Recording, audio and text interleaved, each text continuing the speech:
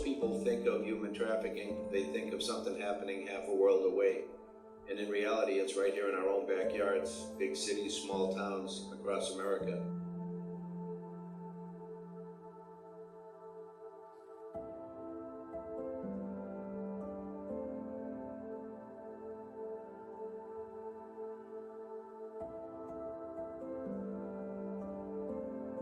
Yeah, this is dark, this is ugly, this is inhuman, but we're human and we can stop it.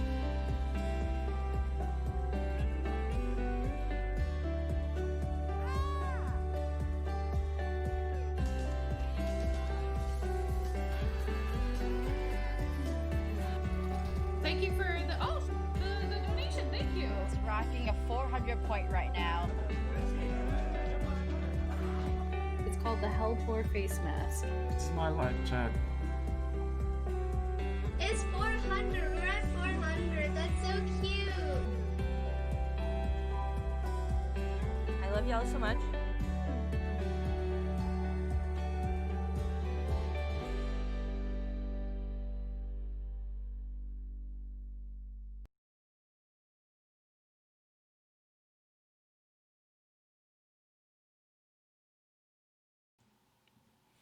Hello, good evening, everyone. Welcome back to a lovely Tuesday on See Indit's channel. We, of course, have Patrick here, the founder of See Indit.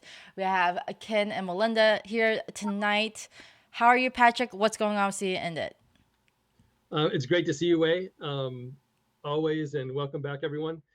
See It Ended is really progressing rather rapidly now because we're launching our new platform with the 6-day See It Ended Film and Arts Festival, November 17th to the 22nd. So it's recording a lot of the panels. It's getting all the films. The whole run of show is being put in place. It's going to be such a dynamic program. We just got a message from Ty Burrell for the festival. A lot of people are connecting to what we're doing and seeing the potential for really impacting culture, which I really. This is something that's been on my heart and my mind for a long time, and it's really been shared by Ken and Melinda, our guest tonight. But really, this is the time. I think the urgency for doing this podcast, the urgency of this time that we're living through right now, is that today kids are being groomed and prepared to be trafficked in the coming months and coming years. And so there's a new wave. We talk about the new wave of the pandemic. There's a new wave of trafficking victims coming. Because right now, so many kids are online. They've been forced to be online, and there's very little parental supervision. And the parents who are not aware of how traffickers work online and how predators work online are leaving their kids to their own devices. And that's going to be something that's going to come to haunt us soon if we can't elevate the awareness that's really desperately needed by parents, grandparents, aunts and uncles, brothers, sisters, you name it. So we want to reach out to the world, and we thank you so much for being here and joining us on this podcast. Want to kick off by especially thanking Wei. Wei makes this happen, and so do the people behind the scenes that kind of allow us to bring people's voice out into the world, people who really need to be heard. Yeah. The guests we have on tonight, Melinda, I first connected to Melinda when I was planning and organizing for FatherCon, the second conference that we had for fathers here in Los Angeles. Melinda answered an ad I placed on Facebook. Mm-hmm. Little did she know what that was going to set in motion. And so she ended up flying out from Texas, joining us, helping us to organize the second FatherCon event last November, for which I'm eternally grateful. Yeah. She herself, she's interesting because her initial interest in human trafficking came domestically, with discovering just how prevalent human trafficking is here domestically in the United States. And then she got kind of refocused and looking at international trafficking in Thailand, and then coming back to Houston, coming back to Rescue Houston as operations director, becoming executive director, going on to launching The Landing as Houston's only drop-in center, serving the human trafficking community. The list goes on and on and on of things that she's done, been engaged in, the people that she's supporting, the survivors that she's mentored and cared for with the kind of love that survivors of human trafficking desperately need. And let me just say a little bit about Ken Henry. Ken Henry, I met him at a Long Beach Human Trafficking Task Force meeting. He ended up joining me on the streets of Long Beach in one of the tracks. And I never forget that time when you came and joined us and brought such a spirit of engagement and involvement and compassion. And I was always very moved by that. And our relationship has continued and grown ever since. This man can sing, he can dance, he can work a crowd, work a stage. He's he's the CEO and founder of the King Connector, of TikTok.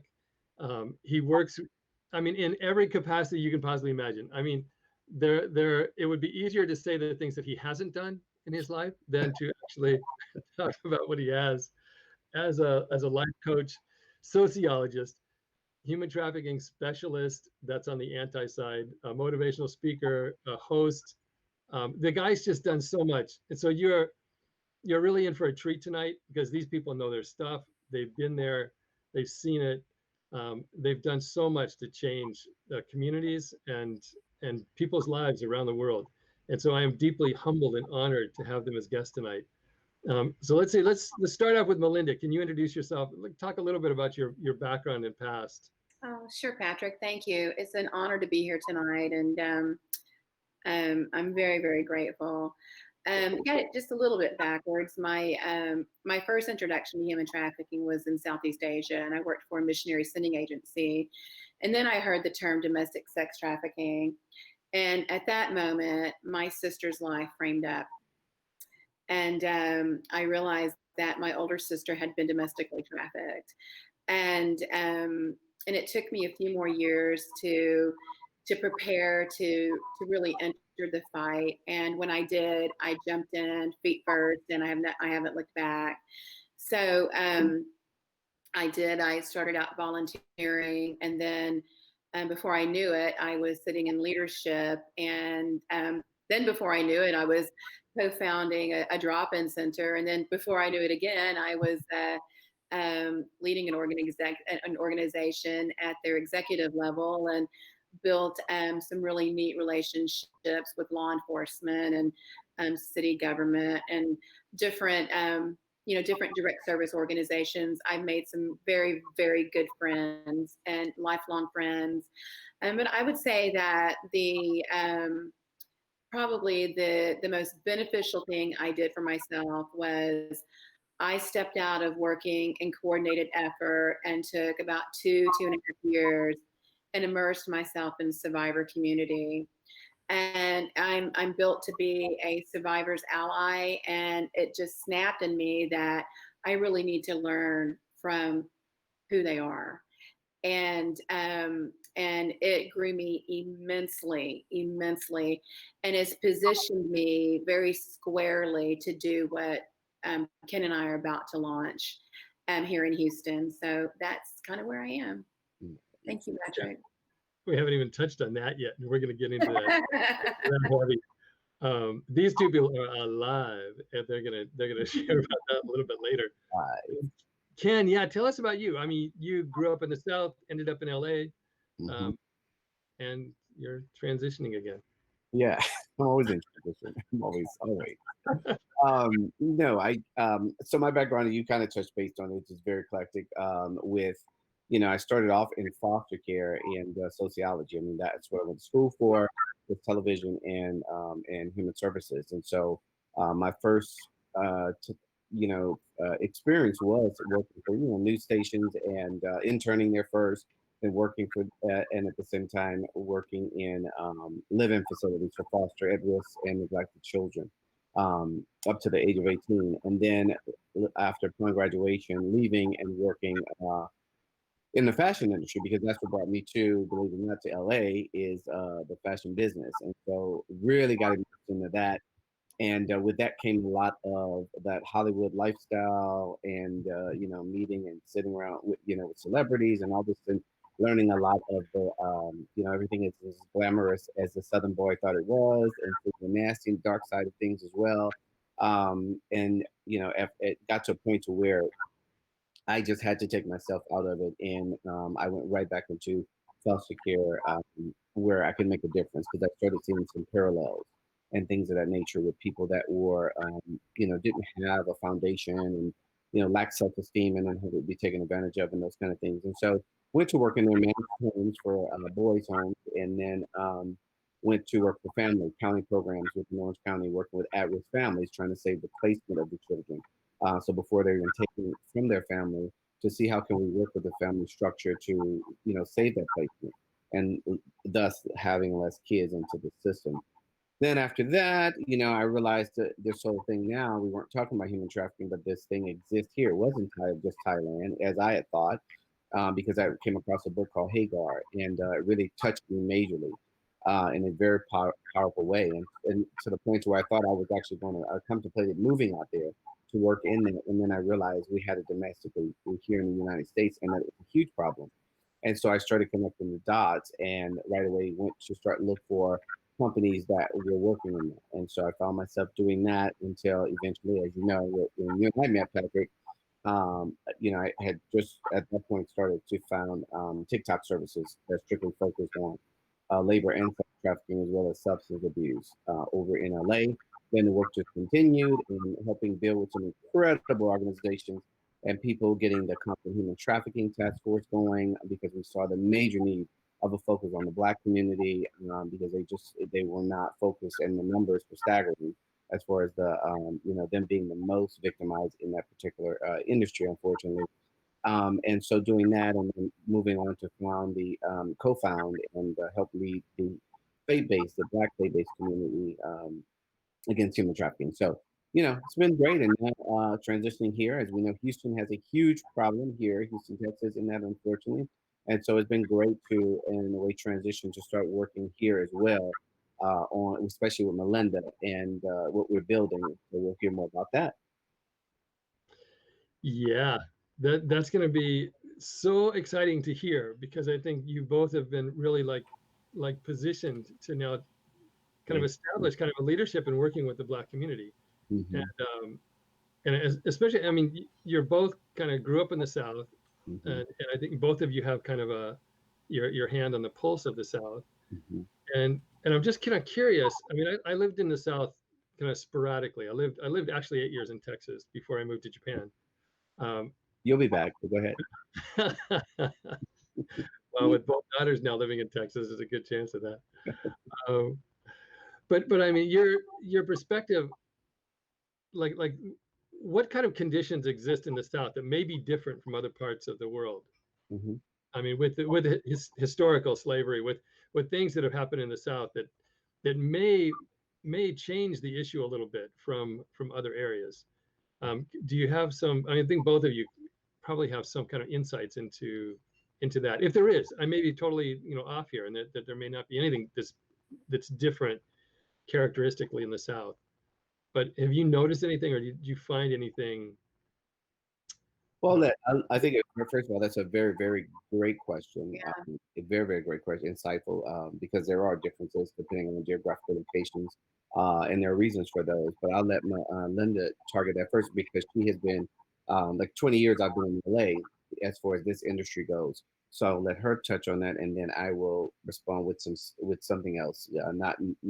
I won't respond as it relates to just trafficking. I'll give, because I think she'll do a great job of that. Okay, thank you. Well, we know that there are that human trafficking can goes back for generations and generations. But here in the South, when with historical slavery, on the plantations, there were decisions that families had to make in order to, and Ken, jump in here, Sure. you know this history a lot better than I do, and so these families, had to make certain decisions to protect their young daughters and young boys from the slave masters. And I would say that on the exploiter side, you see more of that generational behavior than than you do with the women, I would say. I mean, there is some generational behavior, but it's such a deeper question than that, Patrick, because there's so much brokenness in the African American community with the fatherlessness and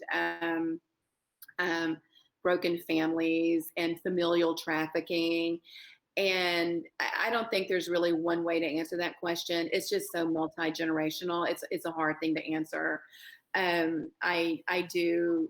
I mean, I've been in schooled quite a bit on the tenets that do carry over from the slave trade on the plantations onto the blade today. But that's really quite numerous to go into and quite psychological and way beyond really my knowledge. I mean, I can hit some high points, but it's complicated.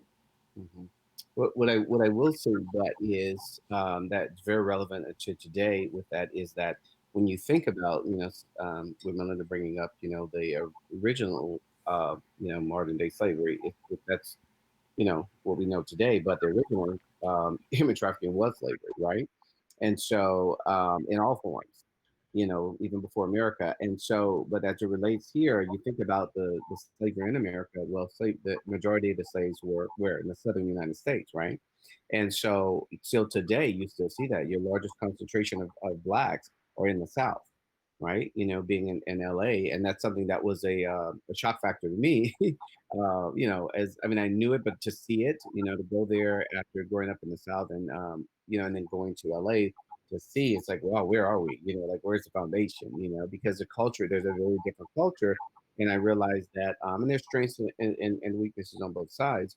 But I experienced a lot of strengths that I noticed that wasn't prevalent there as far as some of the rich of our culture, richness of our culture. So with that, you see that the largest concentration of blacks are in the South. And if you look at a lot of the studies done, like even I think it's latest to 2016, FBI came out with a study that said like and this is national, with the amount of sex trafficking victims, black made up 40%, and that was at that time, which that is huge. And if you think about, and I believe at that time it was only 13% of the population black, right, in the entire United States. And then as you move up to date, right now they just did a study in this year in July, and this was for Polaris. And then you look at southern states like Louisiana, right? Louisiana, I believe the number was like 19% of the youth sex trafficked were black, right? Well, that's significant, being that I believe it's only 7%, within the state that make up the black population as far as youth go. And so you're seeing a lot of that. Like Georgia has a huge. If you look at Atlanta, Georgia, the numbers are staggering. It's honestly overwhelming. It's how many black youths are pulled into the trafficking there, right? And then now that takes us to, and yeah, we're seeing LA's as large as well. But because you have such a large concentration, the numbers are going to be, of course, bigger. But now you got to look at culture. There's a bigger culture here that is different, and one of those unique differences is when you look at like the homelessness that you see in LA. Texas is not even nowhere near that because of that southern culture. People tend to, for the most part, keep their people in their homes or the community, before they allow any. That the thought of somebody living on the street is still kind of like it doesn't make any sense. It can't be. We can't allow that here, and that's still a very, very big deal.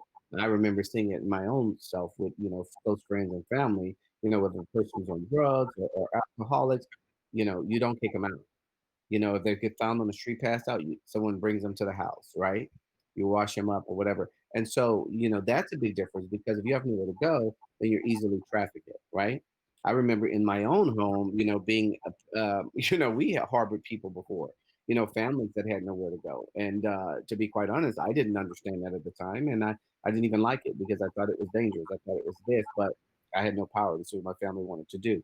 Looking back on it, I'm grateful, and I realize why I'm such the person I am as far as an advocate and a humanitarian is because of what those seeds that were planted in me, way back when, even when I didn't understand it. So you see those kind of differences that's big. But then when you go deeper, like Melinda was kind of alluding to, there's a lot. Like, when you think about the horrific sexual things that happen to women and men in slavery, right? That, it mentally, it takes your innocence as a children. I mean, most girls were taken advantage of and raped before they even knew what the monthly cycle was, you know? Mhm. And so these kind of things, and that messes with your head, and then it becomes normalized that you have to do this.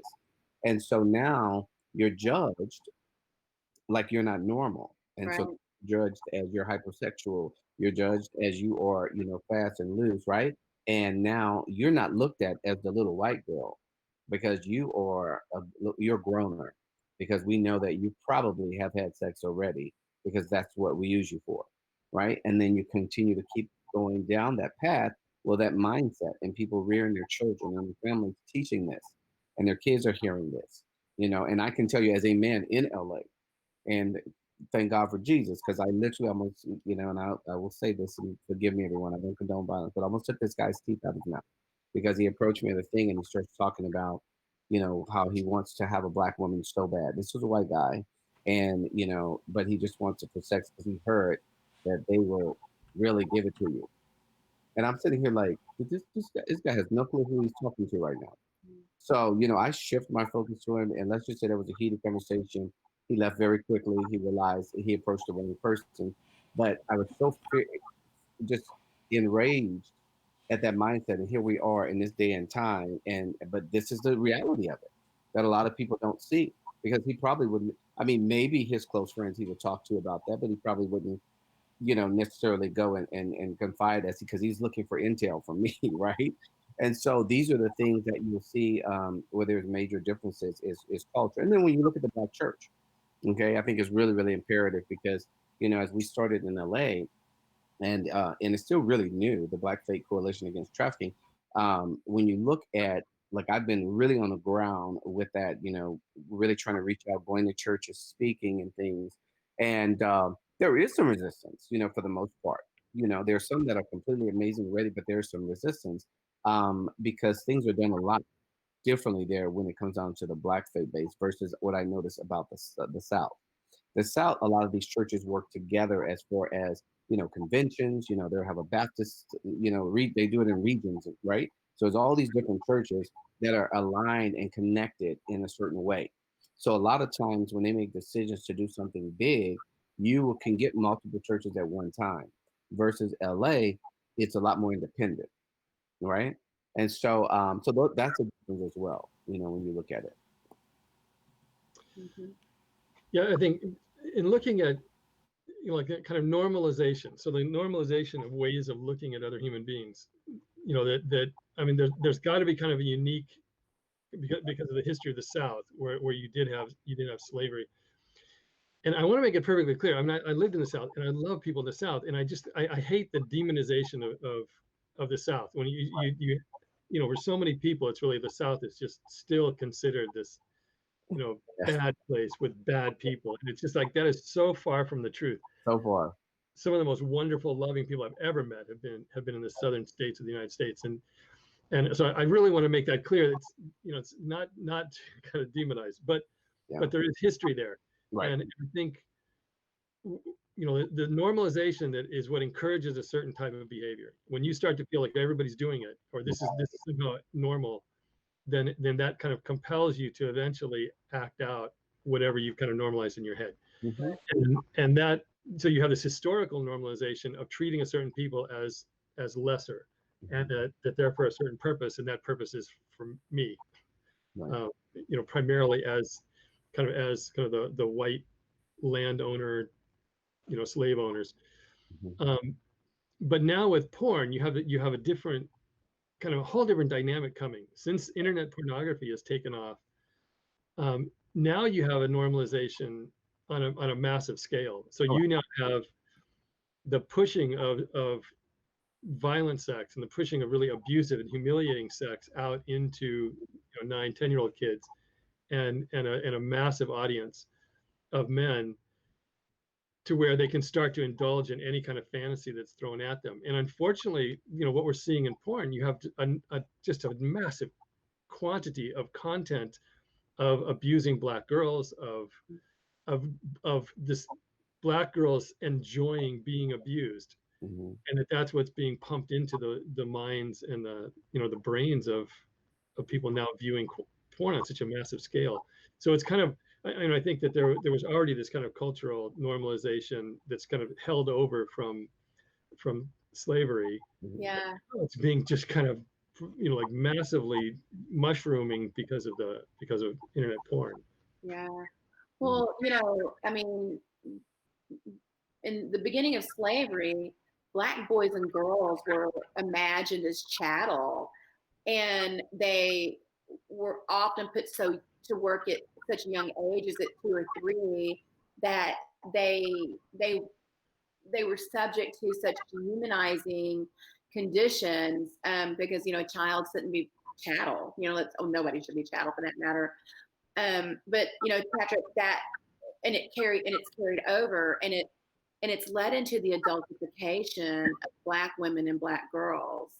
And back in 2017, the Georgetown Law Center of Poverty and Inequality, I believe, they did a huge study called Girlhood Interrupted, and they interviewed several hundred people of different ethnicities, and what came out of this was actually quite horrifying. And it was that they found that Black girls were not seen as young as 4th grade, young girls were not seen as needing as much nurturing. They were more, they were faster, they were more adult-like. They, hence the term of adultification. And so you scope out and you look at, Ken and I were talking about cultural barriers within the African American community the other day, and how these young women are seen as they have been abused within their families, or by a boyfriend or by whomever, that they are definitely set up to be groomed. You have to look at the amount of fatherlessness that's in the community as well, and so you have these young women, these young girls that are seen as adults, children that are seen as not needing nurturing, not as children, being hypersexualized, being fast, being adults, and not only that, but appearing older. And within the study, there was a story that was told about a young girl. She was 15 and she was carrying a Metro bus card, and the police officer absolutely did not believe that she was 15 years old. Called her parents, wouldn't believe her parents, and they had to come down to the police station and produce a birth certificate. And so you take situations like that and multiply it, and we have an epidemic of Black women and girls, and men and women, men and boys for that matter, but Black women and girls who are being under-recognized and under-responded to when they've been commercially sexually exploited and trafficked. And it is an epidemic that is startling to me, given that the population of the United States with African Americans is just tipped over to 14%. That 40% of all reported trafficking reports are of Black women and girls. That's staggering to me. And so that's what brought me to this point where I am standing today with Ken, and what ultimately came out of my connection with you. And so, I am connected to, and I love direct service providers, and I've seen some wonderful work done across this country, but there's a lack of information that needs to be proliferated. And this community needs to be understood, and it needs to be responded to in a respectful manner that they deserve as human beings. And the adultification, as I just mentioned, spills over into how law enforcement sees them as well. Yeah. And Ken, do you want to speak about that? It's staggering, Patrick. It's staggering. And to your kind of like lead in, Patrick, when you're talking about like the kind of stereotype of the South, and what people think, and this misrepresentation basically is it's what I again I've had the privilege being one of these people to live this. And so I didn't realize what we had here growing up in the South until I went to LA, to be honest with you. And when you look at history, because of that, because the South has oppressed the longest, look at where your civil rights movement was birthed. Okay. And so the South has actually advanced faster for blacks, faster than anywhere else. And a majority of all your historical black universities, where are they? In the South.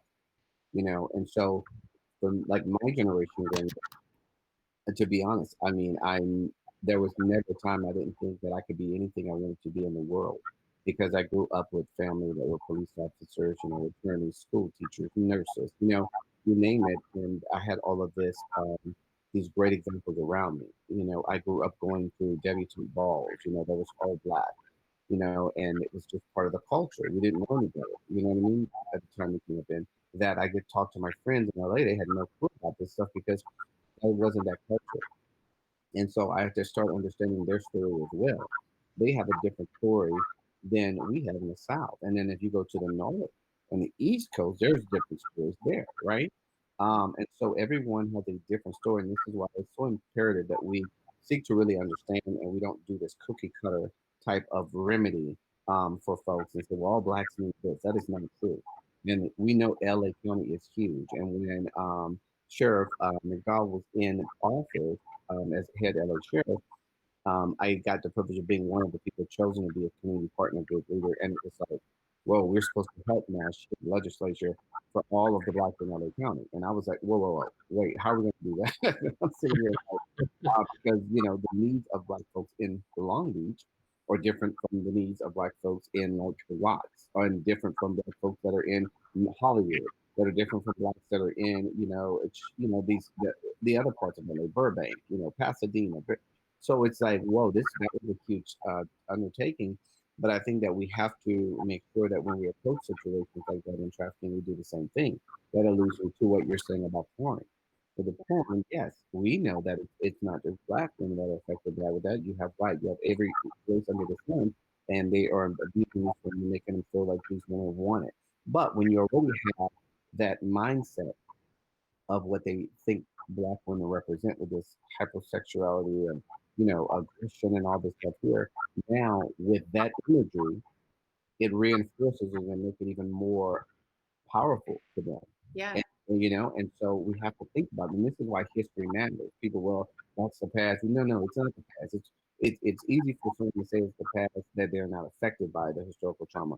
They're not dealing with generational, curses and things of that nature. But it matters. It really matters. And so, because the same way, let's say, because we know, most of the Johns, or what are as far as record shows, on middle-aged white American man, right? Family man, many times Christians, right? So when he looks at the white girl, right, given history, he looks at that white girl differently than he looks at the same girl to one point, right? He looks at her differently than he looks at the black girl. So when I want to try the black girl, then I should be able to do more things. I should have an expectation that there's going to be more, right? Because just the mere fact that she's black based on what history and that narrative has been. And there's three dominant paradigms of black femininity that originated in slavery in the South, and that have persisted and still connect to present day culture, that paint black females as hypersexual and boisterous, aggressive. And three of the terms that are used are sapphire, which is the emasculating, loud, aggressive, angry, stubborn, and unfeminine black woman, and the Jezebel, who's the hypersexualized, seductive exploiter of men's weaknesses, and then the mammy is the self-sacrificing, nurturing, loving, asexual. So going back to your original question, I mean, there really is a lot of these cultural things that have carried over that still present themselves in today's modern day slavery. Right. Yeah, it's interesting, like the reaction, like of some people, you know, in the anti-trafficking world as well. Like you start talking about understanding why is this 40%, some places 50% of those who are being trafficked are African American kids. You know, you start bringing that up, and then it's kind of like, well, everyone's being trafficked. It's kind of, this is a problem for everyone. Mm-hmm. But I mean, if we don't listen to why one demographic is being, you know, disproportionately exploited, Mm-hmm. We can't really deal with the issue. And I think, and which then becomes more nuanced, because as you said, it's not the same. It's not, you can't say all Black girls are the same and they're all being trafficked in the same way. I mean, we had at the last film festival, we had one of our speakers was talking about Black girls are growing up thinking this is their way out of the hood. Yeah. You know, you get yourself trafficked and that's your ticket out of the hood. And so you have this kind of internal grooming of you know, pimping and trafficking within the community too, is seeing this is, you know, we don't have the same options as other people, so this is our way out. Right. And that adds a whole nother layer of complexity to it. You know, if you're seeing this as your, you know, your way to freedom is do this, you know, that's another thing to kind of overcome. It's a little bit different from other demographics. Yeah. But we really have to listen. I'm so frustrated by people who just, you know, they want to treat things in a cookie cutter way, as you said, Ken, and not really listen to each other, and not really listen to how we can effectively make this change. Yeah. But you're so powerful. And it's very important. You know, Compton Human Trafficking Task Force, the Black Faith Coalition Against Trafficking, all these things. That's why they're very, very imperative, because you are wasting time. As we waste time trying to convince folks of why they should listen, we have children being trafficked and going through horrendous things, and it's so much trauma being imposed upon them. And so you have to look at it as if it was, and that's what I choose to do, as if this was my child, right? I don't have time to sit there and go back and forth with you, and neither will I do that. I'm going to get on the ground with the ones who actually want to get it, want to understand, and we're going to get to work. And that's what we're going to do. And may that tribe continue to grow and grow in the soldiers, because I believe that we must attack all these things differently. You know, we've got to, because that's the only way it's going to end. It will never end if we try to attack it all the same, because as we all know who've been working in this field any you know, amount of time, anywhere from a year on, really, you have now known, like you just brought up the speaker who said, hey, one mentality was this was our way out the hood, and then there was this protection mechanism, let's try to protect one another, right? And then we know there's the kidnapping, right? Then we know there's the coercion and the fraud and all this stuff. There's so many ways. And then with that, these people that are being trafficked, they're coming from different value systems. They're coming from different mindsets, different, you know, having different ways of ethics in life. So it's going to have to be different. And that's why the faith base is important as well, because a lot of these people are coming from places of faith, right? And they will really need that. Like, you know, and so that's a different approach. So yeah, I think that the most important thing is to really not waste our time. It is frustrating. It is very frustrating. But you know, the frustration doesn't have to be there, because we don't want to give it power. We let those go on and do what they want to do, and we will go on and do, because the beautiful thing about it is there is so many of us that come from all type of walks of life. Look at Melinda. This is a white Southern woman here who has an incredible story herself and now she is in the fights, just focus on this community, right? Different from herself, and how she's been learning all these years from these survivors in that community. That's a beautiful thing, right? And the sad part is that unfortunately there's so many situations, right? There's not enough of us. So we don't really have the luxury to waste time trying to convince folks. You know, we have to just get to work. But I share the frustration. Yeah, absolutely. So, you know, Thank you, Ken. That is so true. We have to get to work. And guys, where this really struck me was when, I really wrapped my head around the statistics, and that's just the reported statistics. And and how disproportionate it is that, as a humanitarian, as somebody who cares about people, I'm like, look, there has to be something's got to be done about this. And so what I have found across the country, and I will say this, that there's a lot more conversation now being had about Mhm. trafficking in the African American community, which is really, really positive and very exciting. That people are, that are starting to really talk about it, and which means that action is coming. And so, but what I found is that, and I know this is true in Houston, that there are some African American Black direct service providers that do great jobs, that I consider friends and I've learned so much from. But the Black community is sitting kind of siloed, Mm. and they're recognizing that there's a problem, but what do we do about it? And what I have learned, and not necessarily, I'm not going to single out Houston, but what I have learned that has happened across the nation is that there's been this distrust that's been built between the African American Black community and the coordinated response, with law enforcement and direct service providers and city government. And it's a hard topic to talk about. And in fact, I'll be really honest with you, it's kind of scary for me to say, but it's the truth, and we can't do anything. We can't save lives. We can't do anything until we start just telling the truth. Mhm. And Absolutely. it's time just to, you know, to be responsible and respectful and dutiful and call it what it is. And it is cultural disparity. It is racism. It is uh, racial bias. Yeah. It is. I mean, I can apply 20 million other effects to that, but we've got to start calling it what it is. And I've had conversations with direct service providers where I just wanted to light my hair on fire. And I don't believe that ignorance is always hate. I don't believe that at all. I No. believe that there are people that really want to know. And this is we are in today. We are in this moment where we can really make a difference.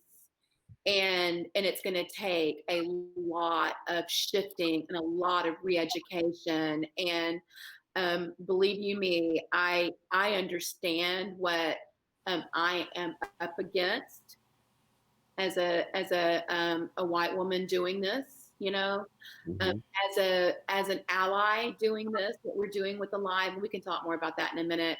And Ken and I have had a lot of discussion about this, but I also believe that there is only one solution, and that's Jesus Christ, and I'm just going to say it like it is. Um, and that he wants us all to come together. And I know that sounds so cliche and so simple, but the Black community, and this is a conversation that I've had with Ken quite a bit as well, and a few of my other go-to Black guys. I have a couple of ask Black guy questions. They let me ask anything, and that the Black community has to start responding. That the answer sits within the Black community, and so that is where Alive comes in, and we are a conduit, how we see ourselves, and we're building into a conduit to relationship within the Black community to bring awareness and prevention through interactive events and harnessing the cultural fun in the Black community, but also bring a message of awareness and prevention. And so, really, we're not a direct service provider. We recognize that there most likely will be victims and buyers and exploiters that will identify to us. And so, we have started building a relationships with direct service providers here in Houston Mhm. that we will build, MOUs with and trusting relationships that we can, be a segue for these individuals that are looking for the help, but we're extremely careful about who we relationship with. And because what we're doing is unprecedented. And as far as I know, and as far as Ken knows, and I've had many conversations with other survivor leaders, that this is the first time anything like this has happened in the United States, where the Black community has been targeted specifically. And that doesn't mean we're taking away from any of the exploitation of other ethnicities at all. It's, exploitation and trafficking is a sickening crime, but it's time for the Black community not to be ignored anymore. And we know how that goes. We know how the media has gone for years and years and years. Yes, well said. It's Ken, interesting. Oh, sorry. Go ahead, Wade. as director of operations for Alive, we do have a chat question on like what all does Alive do? Like, what are some of the operations, maybe some outreaches or programs that you guys do? Perfect, perfect. Yeah, it's pretty much what I think the question probably came in before Melinda finished saying what she said. But basically, I'll reiterate. So we are not a direct services. We are more of a prevention, awareness, education, and that's done through events. Actually, really innovative events where we're having great panel discussions, doing great virtual things like this.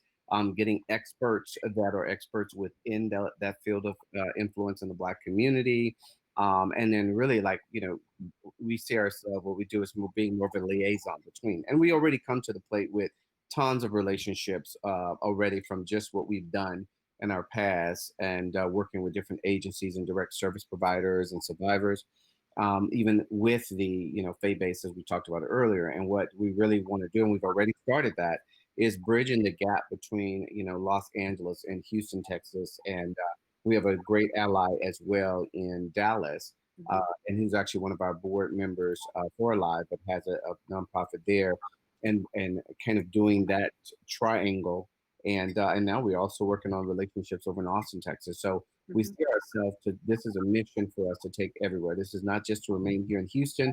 We go into our territories respectfully, like we've been talking about, like what is going on the ground there geographically, how to respectfully enter into this culture, this Black culture within this region of the United States.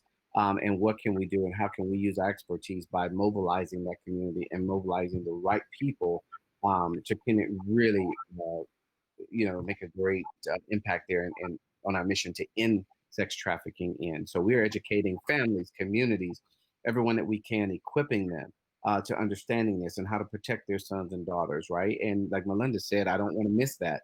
Yes, this is a very dark industry, as we know, but the Black culture is a very fun culture, and I'm not just saying this because I'm a Black person.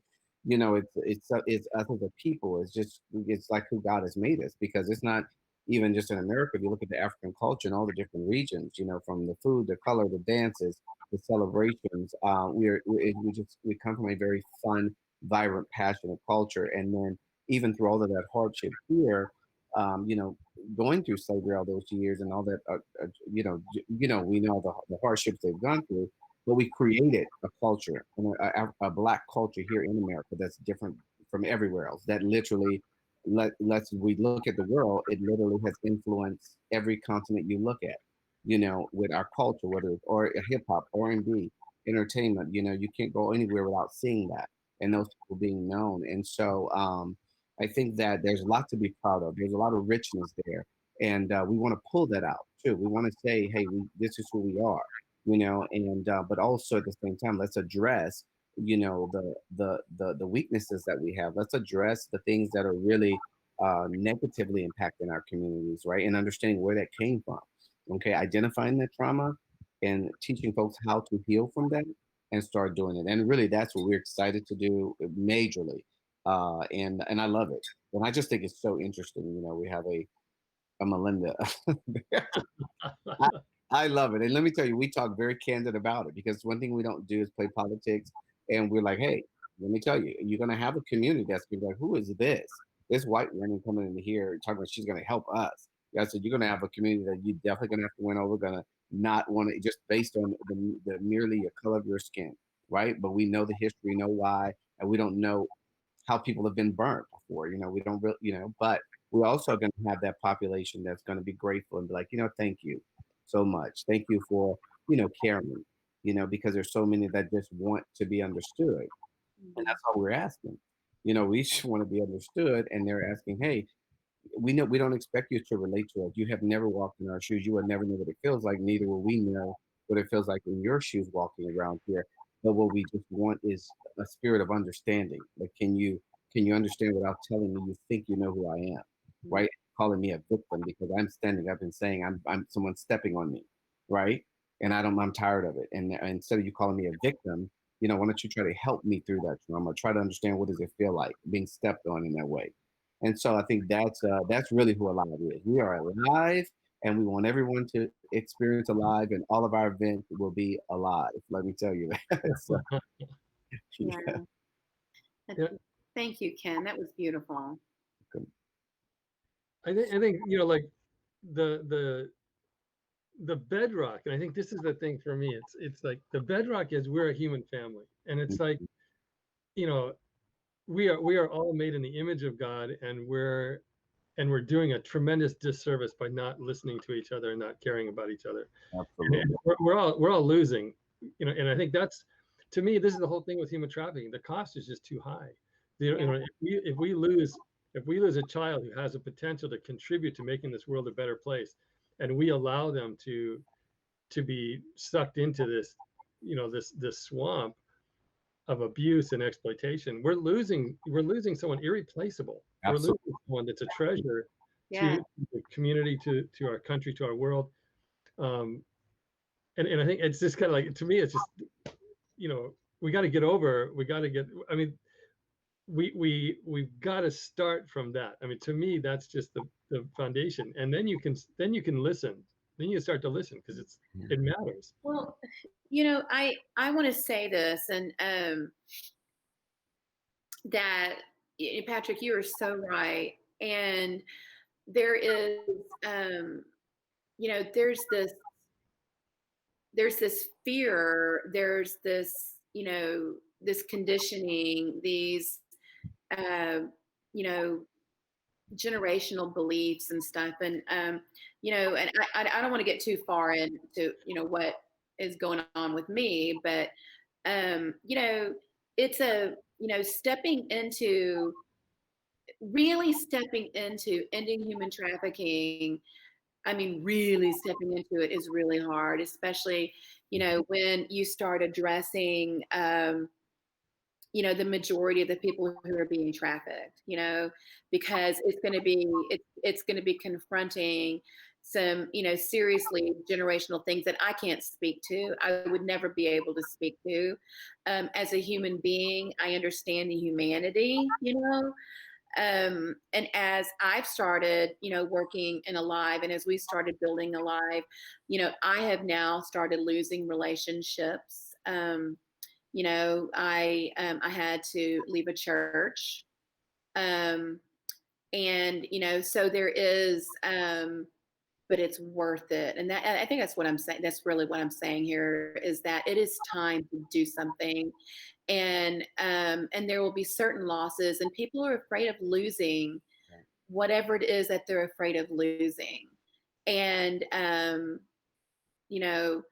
but I am sitting in this place of being completely sold out to this. and I know what my purpose has been is, and the story, the alive story, and this alive story, Patrick, and obviously it, Kenny, and it'll come out. It'll, people will hear it one day, and it's just been it's been one crazy miracle after one crazy miracle, and which equals that the Lord wants human trafficking to stop. Absolutely.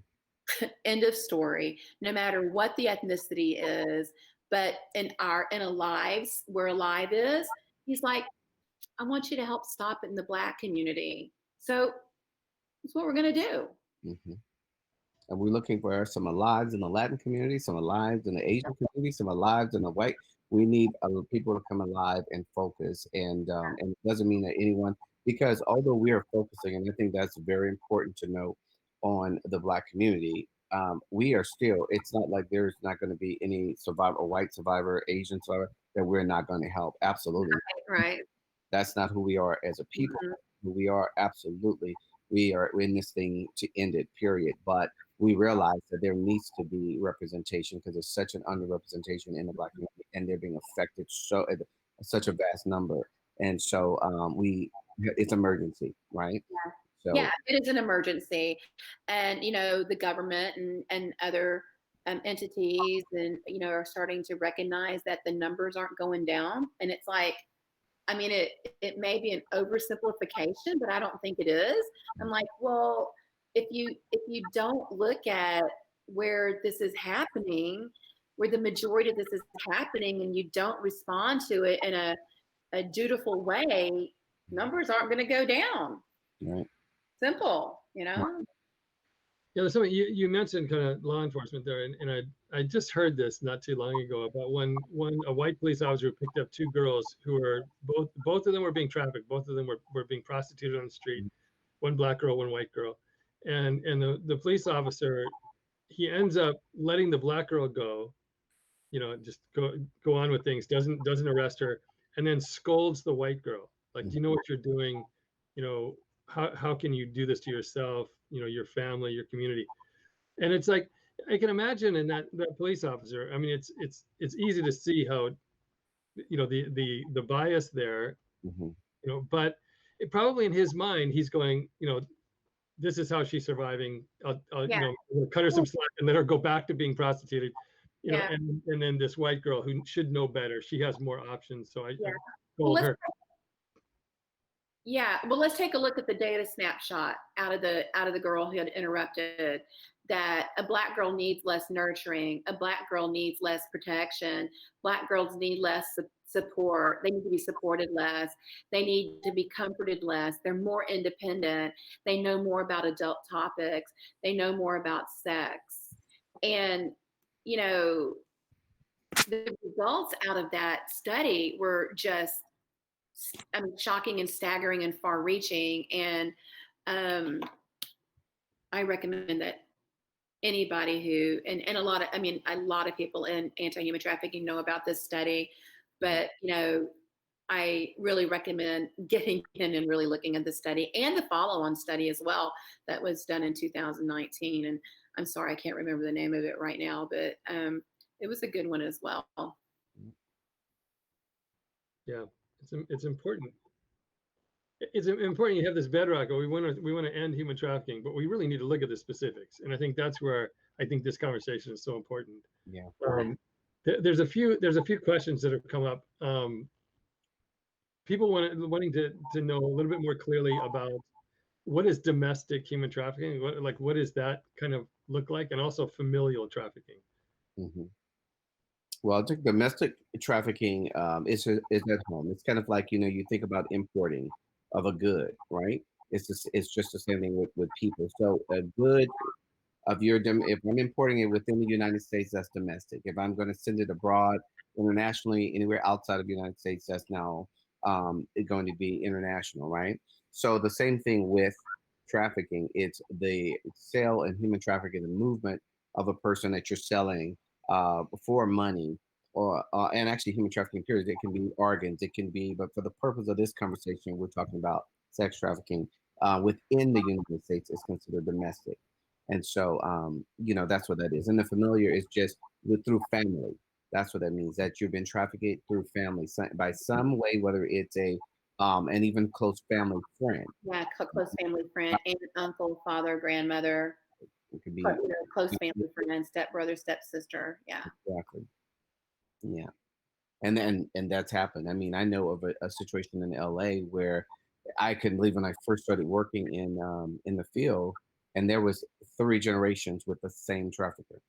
The grandma, who had become now more the person helping, recruit and the madam, Mhm. her daughter, and then the teenage girl, Yeah. all with the same. And so, you look at that kind of stuff, and that runs deep. Talk about the indoctrination, of especially that young girl, growing up. Now, grandma's okay with this, mom's okay with this. You have to, we've seen situations where mom might be unhealthy, but grandma had it together and was like, no, no, no, no, this is not the way. But when grandma saying this is the way and mom saying this the way, talk about indoctrination. And so that's why this thing is so complex, because we have those different scenarios. Yeah. And I've heard of, traffic have been adopted Hmm. specifically to be trafficked as infants, and that's one to kind of stomach that. Right. Yeah. Well, same thing with like impregnating a woman slave, right?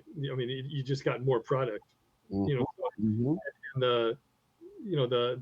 I mean, there also is this has been known to be true also, is that you have traffickers will get girls pregnant in order to have a baby, and then they can start to groom that baby from infancy to Yeah. accept certain behavior, certain treatment, and they don't know any better because they've had it ever since they were an infant, Hmm. which is just too gross to imagine. A child that knows nothing other than Yeah. having their body sexually abused, Hmm. but it happens. Ken, with your sociology background, I'm kind of interested to know your answer. So there's a question in chat right now. Is how big of a role do you think a fatherless family play in trafficking, especially in like the Black culture? Yeah, I think it can play. This is good. I'm glad you asked me that question, actually, because there's so much rhetoric right now on about the Black community and a lack of fathers, and we know that very true in a lot of regards. But there's also a lot of amazing Black fathers, in this community, like amazing, and it's been amazing for generations and generations. And I want to say that it's very important that you have a healthy father. It's not just about a father being in the home. And I don't care what race you are. If an unhealthy father is in the home, they do just as much damage as if a father was absent, and sometimes more, because they're single moms and they're statistically that have reared some amazing children that are well balanced and doing great human beings in as well. But I do think that there plays a role, especially if there's not even a father figure, because sometimes a father passes away. Sometimes a father, died in the military. There's different things that happen, but a father figure, a healthy father figure, is very, very significant in the development of a child being reared right. Because men and women, this is just scientific proof. We were designed that way. God designed us that way to have different strengths. And when a child has two, some way, because none of us are perfect, we all have our things, but some healthy mother and father, they tend to be a little bit more well balanced, right? And they're getting to experience life with that nurturing side of the woman, with that very consistent, discipline of a dad and character building and all that. But then they're also getting to see how a healthy man treats a woman respectfully, right? By seeing how the dad is treating the mom and seeing how a mother can respect, that child's father, whatever. So I think, yeah, a healthy father in the home in any community, but in especially Black communities, since that was their question, a healthy father in the home will make a real big difference, because that child will have more confidence, self-esteem, and less likely to be trafficked, because they're receiving love and they're receiving stability, financially as well, in the home. Yeah. And that builds on our relationship with Donald Parrish of A Steady Hand in Dallas, that he is the founder of a Steady Hand. Hmm. And it's an organization that does critical mentoring for mainly young Black boys, but young girls as well. And so he is very connected in with Alive as well, because we understand that it's a two relationship, that we will be the human trafficking education led to or arm to his organization, and he'll be that mentoring expertise into us. And so, and we, we do recognize the importance of, or the critical importance of having that that father figure, or even that mother figure, but we're talking about fathers right now. And so that's Alive is coming out the chute being quite a comprehensive and well-rounded organization. Yeah, and with that, I will say too, one of the things that I decided to do here in to Houston is, my Code Black program. And, and we're going to be, when I say we're fully equipped, we're fully equipped Alive. So my Code Black program is basically, it's similar but ran differently than Steady Hand, but very similar, where the focus is on Black boys, 12 to 17, and then the other division is 18 to 24. And that curriculum is the curriculum I created, which is 8 modules, and we talk about like cultural competency, right? Even within themselves, like, what do you identify as? Black, African American. That's always been a huge thing, and why? And then we talk about the historical trauma. What does that look like? When do you know when your community was first imposed, had trauma imposed upon you? Where do you see it showing up today? How do we heal from that? And then it goes on into this character building, even the financial literacy. And my whole goal for that was to just really help as many Black males as possible. And this is something I want to spread, because there's so many. See, Harvey has a great mentor. There's so many great men out there that are focusing on that community to produce the next generation of some amazing Black men, that will have less of those fatherless homes and things of that nature, and have more healthy men in the home. And it's our responsibility, to do so. But I think also important to note is, knowing your rights. That's important. The climate we have in America, we look at the protests that's been going on. That's another thing that we have to know, because yes, I am a fan of police, because I came from working with law enforcement since I was young as I don't know what, and so I'm a big advocate, but at the same time, I'm a truth teller, and I know that there are very unhealthy and bigoted officers that do have malice in their heart, right? And then I do know that just like civilians, there are officers that just are, prejudiced based on ignorance. It's not malice, right? But that still affects them. You're in a very tough position. Law enforcement is not one of those you have the luxury to be ignorant, okay? And because you're serving all type of folks in different communities, and you have power to take someone's life, even, right?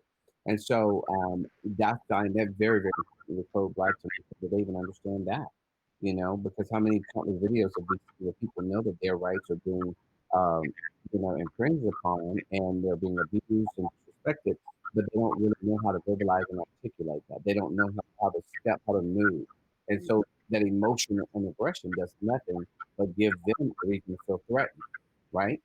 And things of that nature. So it's talking about that stuff too. So I think that, with this program, and even having that younger program, again, we're going to be able to talk to the sisters in those homes, the mothers in those homes, and wrap our hand around that. And if we have situations where trafficking comes into place, guess what?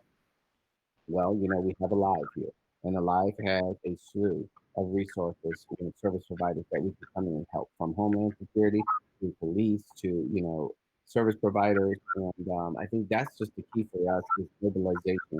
And I want to make sure we're clear on that. Like, we really are serious about being a strong force when it comes down to aligning people and being an amazing resource for folks here in Houston, Texas, to just grab onto when they need assistance in this field, and this, unfortunately, in anti-human trafficking. Yeah. It's interesting about fathers. I'm always thinking about Laura King, because it's like, you don't have to be a perfect dad. Yeah. Right. And the problem, I think so many men are carrying around so much guilt, because they know their weaknesses better than anyone, and they're hypercritical of themselves and their failings. But I thought, I mean, Laura really represented something so significant, and I think that was, her dad had his demons. He had serious problems and issues that he was fighting his way through on a personal level. But he never dropped the ball about being a dad for her. He was always there for her. He listened to her. He took care of her. He took care of her friends at school. Always attending Right. every event, everything, with her and for her.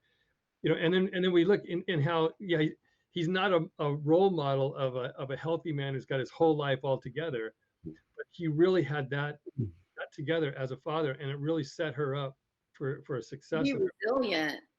I, Yeah, I talked to her today for a little while, and we didn't have long to talk, but I'm like, because just what you were saying is, I developed a friendship with her, and I understand her story, but and you're right, Patrick, her dad wasn't perfect, and we know that whole story, but she is such a resilient woman, and she's carrying his legacy.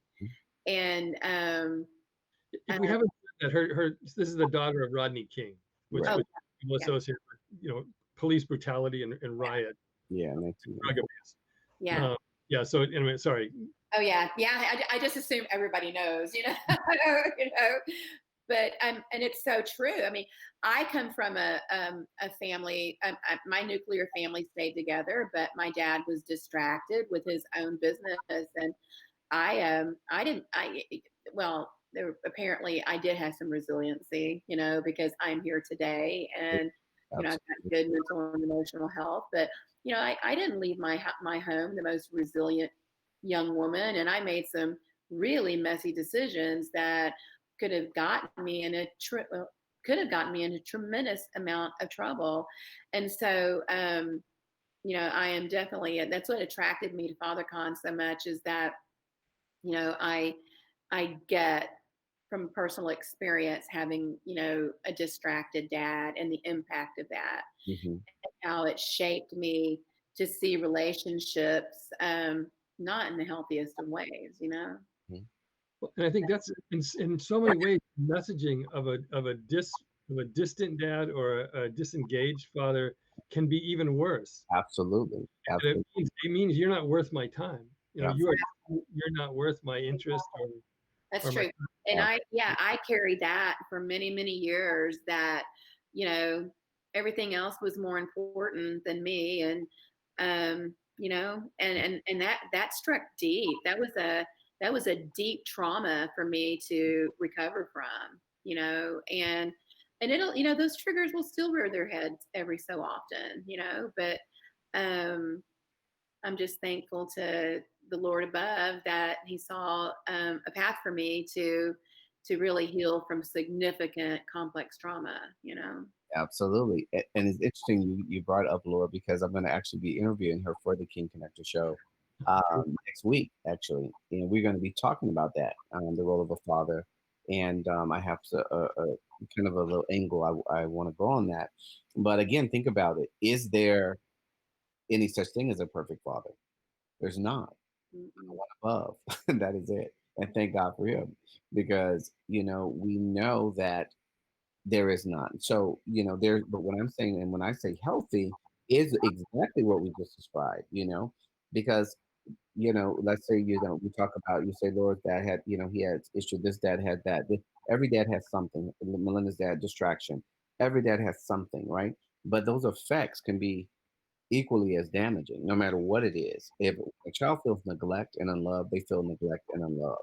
Yep. And that's the whole premise of this. So you can be going through things. You can be going through struggling financially, but still offer love and support and esteem to your children. You can be going through sickness, medical things, but still offer love and support to your children and be there for them, right? But it must be intentional. And that's the thing. It must, and that's why I think even things like FatherCon mean so much to me, And I want to keep that going, as a father. And hopefully my book will be done by the next one. But because that means a lot to me, and we make, as a father, we make certain sacrifices that, I think that only fathers can really truly understand, because it looks different than, women make some amazing sacrifices as mothers as well, single moms, but again, it's different. The men and women are different. And so with that, what we represent to that family unit is so different, but it's so significant. And I'm telling you, God has a special place for men, and I love to be a person to help men see that, and that we have to heal from our own trauma, because that's really the truth. I mean, we all have trauma in some way, and we must constantly heal, and it will show itself sometime. Yep. I think that gives us great humility, because it shows us, God, you know what? I really do need you, and I really am not as healed as I think I am. I need to continue to work. I need to continue to work on myself and grow. But the beautiful thing, I can still love through the process. I can still offer support through the process, and I can still be a change agent, even through my pain, even through my wounds. I can still be that powerful force until He's ready to mold me into what He wants. Yeah, exactly. I mean, he does. He takes our woundings, and he can develop those. I mean, I can only speak for my own personal self, in that he's taken my own woundings, and he's built me into a human being that um, he uses to help guide other people out of their woundings. And which helps me stay out of my woundings. It's a beautiful thing. It is. It's a beautiful thing. And so, yeah, FatherCon is really important, Patrick. Yes. And talk, and just you guys talking about the power of men and fathers. There's no mistake that while I was there, helping you execute FatherCon, that I recognized Donald and Jerron Mosley and Ken Henry. And, and I believe that was a very spiritual, moment, when I'm looking at them across the facility, and I'm like, there they are. And I didn't know what that was about. Honest to business, I had no idea what that was about. And that, set me on this journey. But I knew that it was significant that these three Black men were going to do something significant with Alive. And I didn't even know it was Alive. I just knew there was something coming. Mm-hmm. Yeah, you were still pregnant at that time with Alive. It hadn't been born yet. I had no idea. I'm like, I'm serious. It was like, there they are. And I'm like, for what? Yeah. And it took another, 3, 4, 5 months for that to flesh out, and it took me to have different conversations with them individually and together. And, it took me coming back to Houston and having conversations with some trusted direct service providers. And I just said, I don't know why I'm assembling you guys. I'm just going to tell you a story, and then I was invited to a coalition meeting, and 2 days later, after I assembled my friends and and colleagues, if you will, and I was going to meet for coffee after the coalition meeting with 2 or 3, and I walked in there, and there were like 12, 15 people from the coalition there that had heard about this vision. Mm-hmm. And I'm like, all right.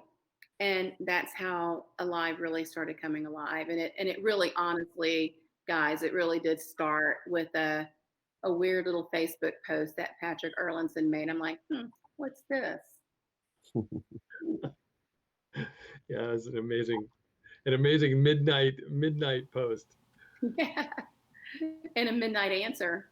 Yeah. And then before I knew it, I'm on an airplane, and people are going, you're going to LA to meet people you don't know? I'm like, yep, I do. Don't get traffic. Yeah. Don't get traffic. Are you sure you're going to be okay? Yeah, I'm sure I'm going to be okay. It's okay. I got a question about Alive, because, I mean, Ken, you said it's like basically an event Mm-hmm. kind of activity. So how does that work with COVID? I mean, basically this organization has come into being during the pandemic. Right. That certainly was a swerve, certainly. So the beautiful thing is, look at us now, we're doing what everyone else is doing is, online. And even with like Code Black, I'm doing my mentorship online with the boys and things of that nature. So it's beautiful because you can be, your reach is bigger now. With online, you can be all over the world, so I think that's what's beautiful about it. And that's really where we're at. But guess what? We are ready and we're planning to execute. When COVID is over, and it shall be over, we are ready. We're ready to really get there and touch, because there's something about being in person. It is something about being like having the spirits connect, and it's just something beautiful and powerful about that. And so we're looking forward to it. We definitely are. Yeah. I mean, like I said, it certainly was a swerve. We were locked down about 2 weeks before we were flying everybody into Houston to really start fleshing out what this thing was. And, it just, and then of course, we had to figure out, okay, in our own personal lives, okay, what are we doing? What's going on? And so it's given us, it's provided us this really beautiful opportunity to get to know each other a lot more intimately, to really explore more deeply what this mission really is, and how it is going to execute. And the goal is to set the model here in Houston, and it'll probably, it will next show up in LA and then Dallas. We know those two places for sure. And we see this as a really beautiful thing that's going to grow. And so we're not mad at COVID. No. Yeah. We're ready for it to be over, but we're not mad at it. It's really been a wonderful opportunity to slow us down and be mindful, really, really, really mindful. What should we expect for the future of Alive? Like, are there any big projects you guys are working on?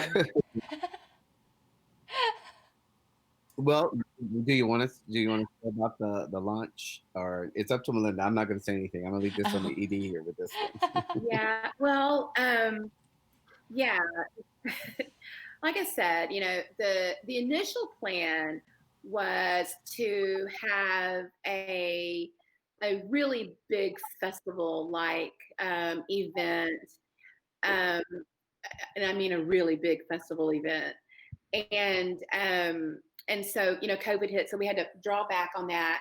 So ultimately, that is the ultimate goal, is to have an annual festival, but leading up to this annual festival would be these mini MINI events that I was talking about earlier, that are fun and interactive, that really get into the fun of the African American Black culture, and that are memorable, that make imprint, that really draws people in to want to continue to stay connected, and to learn the prevention and awareness. But and I'll just say it, I'm a big dreamer, and is that we see this as, again, spreading into other cities and having the annual event happen simultaneously in each of these cities once a year. Absolutely. And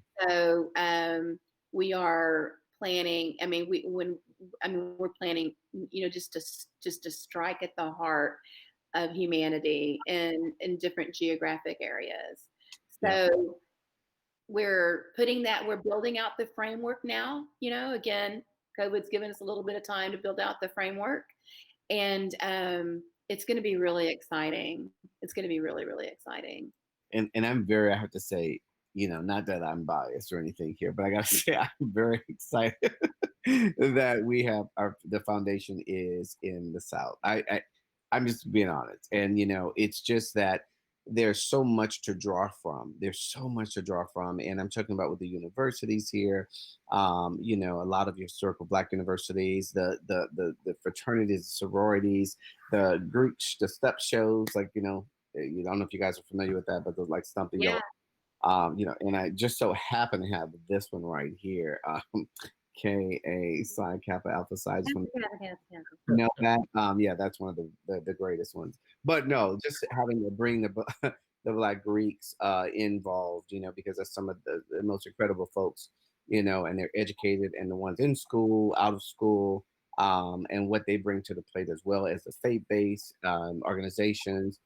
There's so much from entertainment. There's so much, and especially right now in this time with like a lot of the tech things that are going on now in STEM, you know, for that's going on in the Black community. I mean, it's just such a vibrant time, and I'm excited that we are able to kick it off here because I really think that we here have an opportunity, and especially in a city like Houston, which is a huge metropolitan city, you know, strong economy, to kick off something that will be an amazing representation. And to be quite honest, pretty probably pretty difficult to duplicate. I'm going to be honest with because she's a big dreamer, I'm a big dreamer, and but possible, definitely possible. Again, when you look at a place like LA, they have some other richness, right? That they can draw from, and you know we can help them form and do that there and make it authentic to that geographic location. But again, it's just exciting. I'm super excited. It's a lot of work, but we are not afraid to work. So We've talked about, you know, because we don't know what the immediate future with COVID is. So, you know, we've talked about, you know, maybe how to execute something fun and interactive digitally, you know. I mean, I like the idea, but you know, I mean, you know, we're all getting COVID and Zoom exhausted, you know. But I mean, if that's in the cards, that's in the cards, you know. And we're certainly talking about doing something digitally, and you know, we'll certainly be keeping the community informed with that through press releases and you know, a marketing campaign. And yeah, we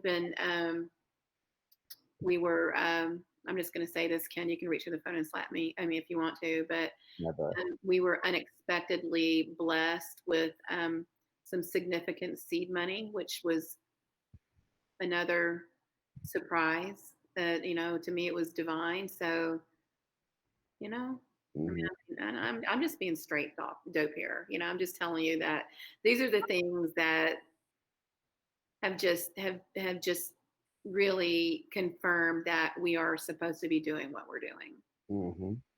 Yeah, similar with See It Ended is really interesting because we were looking for, you know, two or three more years of just having, you know, kind of more localized live events. Yeah. COVID, now it's like we're pushed to designing our own, you know, a platform, a novel, you know, revolutionary, you know, type of platform for the human trafficking community. Yeah. To have a base on. So what's going to come from this will be Alive can have its own page on the See It Ended platform. So you'd have this connection then to the whole kind of global community that See It Ended is now working with. Okay. So we can have, in the future, we'd have like film festivals. We could have See It Ended in India. Right. So you have like Indian films in Hindi, and, you know, like Bollywood. There's some great films about human trafficking in India. Wow. You know, in Japan, in South America, in Africa. So it'll become a much more of a global coming together, using the platform to educate and inspire action. The whole thing is just we've got to get beyond apathy, get beyond apathy to empathy to action. And this is the universe. I love that. There you go. Yeah, that was just interesting too. Is the timeline? I don't know if you had the chance to hear Ambassador Richmond from the State Department. So he's the ambassador at large for representing the United States about the issue of human trafficking globally.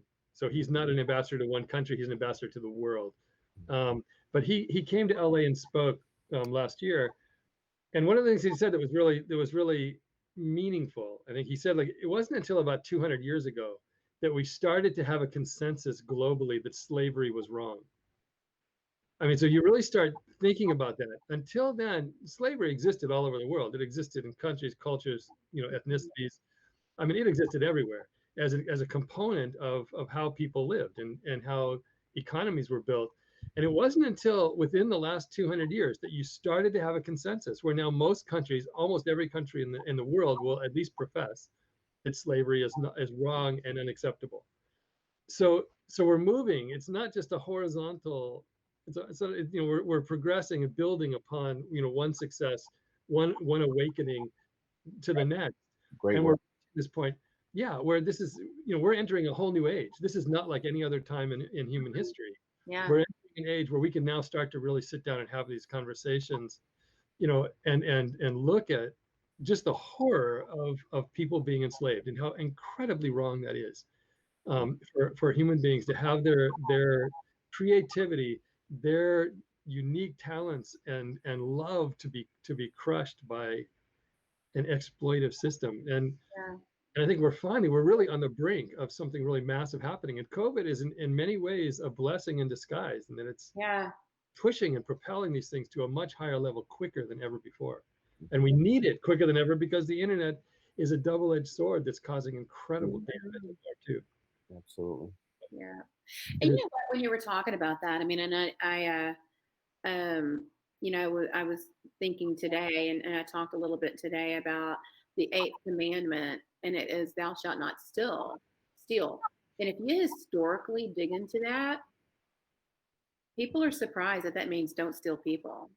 Yeah. You know? In the book The Kite Runner, I don't know if you ever read The Kite Runner, it's a movie, but the father teaches his son that all sin is stealing. If you murder someone, you've stolen them from their family and from the people they love. That every sin is related to stealing in some way. And if you look at it in terms of, like the Garden of Eden story, even, it's like it was a theft of something that wasn't given to them. Yeah. That was kind of at the root of our downfall, right? It was taking something that we hadn't been given, that we hadn't earned. And I think to me that all of these problems with human trafficking feed off of this entitlement, this sense that I can take something that I haven't earned and it doesn't belong to me and hasn't been given to me, just because I'm entitled to it. I want it, it's going to satisfy me. And so whether that's the exploitation of people or being a customer of an exploited person, but it's really at the root of it is that sense of entitlement to something that we haven't been given. Yeah, so true. So true. Well, and so part of what we've tried to do, and part of what we really have wanted to show in all of these programs, is really that there's something for everyone to do. And I think, Ken represents someone who's totally overqualified. I mean, he could do anything. He's got a skill set that's just like, longer than two arms put together. And Melinda as well. But we've had people on the show that are just like, they go out and they make a documentary film. They've never made one before. They have no idea what they're doing, but they have a message. They want to say something. And it's like, it's really like that all of us have something that we bring to the table and bring to this issue. And we really want to inspire people to really recognize that, that you have something that is unique that you can bring to this, and to not shy away from it. Melinda is this Southern white lady who decided, she gets an inspiration and she takes on working with the Black community to really work deep in the Black community to deal with this issue that's so horribly affecting them, disproportionately affecting them. And it's like we all can do that. We just have to step up. We have to feel like this is so important that I can't just kind of sit it out. Mm-hmm. Yeah. That's wonderful. Wonderful, wonderful. Well, yeah. This has been good, guys. Yeah. I'm preparing to head to a few hours, literally, and to whoever's watching. I don't have not one thing packed, and the bags are out and they're open, but nothing is packed in there. And if you know me, just getting outfits together is the challenge for me.